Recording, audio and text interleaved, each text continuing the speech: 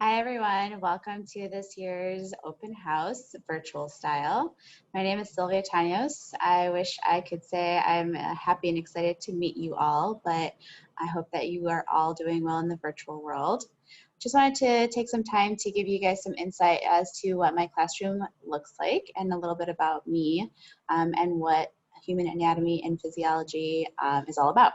So just some background on myself. I had sent this information out at the beginning of the school year in a letter, but in case you didn't get it or were unable to open it, just my education background. I actually was a pre-med student at Loyola. I majored in biology and psychology, was really passionate about healthcare. I wanted to become a surgeon, but something just happened in my life that made me reevaluate my career choice, and I decided that I was much happier going into education.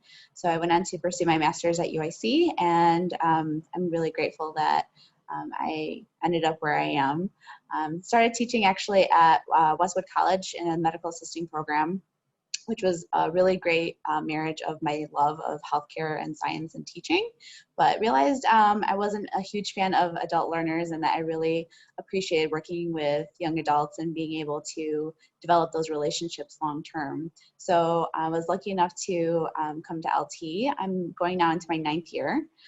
In addition to teaching human anatomy and physiology, I'm also a biology teacher. So I might have some of your kids twice, or might have one of your kids in biology and in anatomy. So I apologize if you're seeing this presentation again. Some of the other activities I'm involved in here at LT, I sponsor Future Healthcare Professionals, which is a club for students who are interested in healthcare careers. So it's a great educational tool to give students insight as to what careers are out there. We also do a lot of community outreach and community service too. So it might look a little different this year, but we're still hoping to meet and provide some educational components. I'm also one of the co-sponsors for the class of 2022, and this year I'm filling in as the sponsor for the Arabic Culture Club. Personally, I'm really interested in travel. I'm really passionate about my mission trips. I've been lucky enough to travel to some amazing places. Unfortunately, this past summer with travel restrictions, I wasn't able to, but have a huge connection, piece of my heart in Bolivia. I sponsor a boys' orphanage there. I speak often about my boys, so they're amazing. And then I was fortunate enough to also teach at a school in Zambia, so I'm hoping to go back there soon. But that's just a little bit about me. More importantly, what is anatomy about, and what are your kids getting into as they come into this course? So human anatomy and physiology is an Excel level course. We really do treat it like a college level course though. I wish there was an AP test for it because we really do increase the rigor for students. We want to give them an accurate look of what anatomy is like in college, because we know a lot of students are taking this course as a preview to what they might be taking the following year in a nursing program or pre-med program. So it's definitely a rigorous course. It's challenging, but we definitely provide a lot of the tools that they can use to be successful in the course. We want to step away from kind of giving them a lot of homework or giving them a lot of assignments, because the reality is college, they're probably not going to have daily homework or daily check-ins, but they kind of need to navigate the material on their own and figure out what can they do to help them best understand that material. So we do a lot of study skills. We teach them a lot of new techniques and tools that they can use to help study and master the amount of content that comes with this course. So there's a couple of things that I just wanted to make note of that you might have already noticed in the syllabus. One is the grading.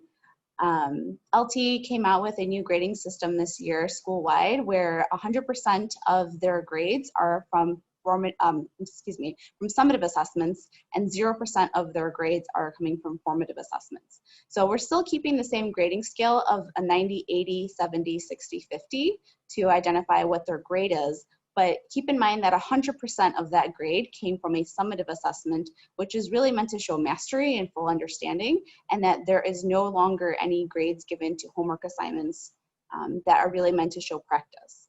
So we really wanted to avoid penalizing students for making mistakes and allow for them to practice and get feedback on it, and then fully show their mastery on taking a summative assessment. So we still expect them to complete homework assignments. And like I said, in this class, it's a little bit different. It's really looking at what can I study and how can I study the information that we covered in class so that I can show mastery on a test or an exam.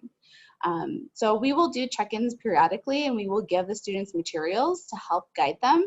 But again, we are hoping that they are willing to take a risk in practice and not feel like they'll get penalized for a wrong answer. So formative assessments, again, 0%. 100% coming in from summative assessments, which is going to come in the form of their tests, might be a project, a lab, but really bigger assignments that hopefully at this point in time, they are ready to show their full understanding of the material. So one of the other things that came along with LT's new grading system is retakes of these summative assessments.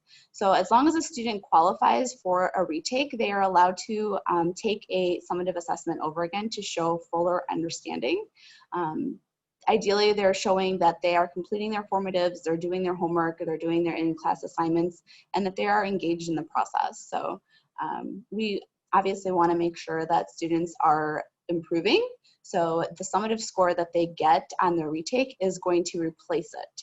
So something for them to keep in mind, that they're not just coming in and taking it and taking a shot at getting a higher score, but they really are doing it to show that they have exceeded their previous scores and that they are mastering more material. This is my Canvas page. This is hopefully something that your children are pretty acclimated with at this point. This is kind of like their homepage. So every day when they start class, they're coming in and they're joining the Zoom classroom. And then this also serves as a place for them to find the calendar. So if for whatever reason they're unable to join the Zoom, or they're absent, they're sick, there's technical issues and they can't log in, they can always find any of the documents or homework assignments that we did that day down here. Two other things that I just want to make note of for you are the resources. So there's a bunch of different activities, games that I will place here to help students practice. Again, because we aren't emphasizing the idea of daily homework and turning assignments in, we want them to find something that works for them to help them understand all the content that's associated with this course. I also have a help button here. This is ideally just to give students some encouragement to seek me out, whether it's email. I'm always happy to do Zoom calls with them. We have time built into the day where they can drop in and help. I can help them with any content, or even if it's just navigating the virtual classroom. And the same applies to my parents. I really hope that you'll keep in touch with me. Email is ideal, but again, if you are wanting to do a Zoom conference, I'm happy to set one up and we can talk face to face. But feel free to reach out with any questions, comments, concerns that you might have. Otherwise, I hope we have a great year, and best of luck to you and your kids. Take care.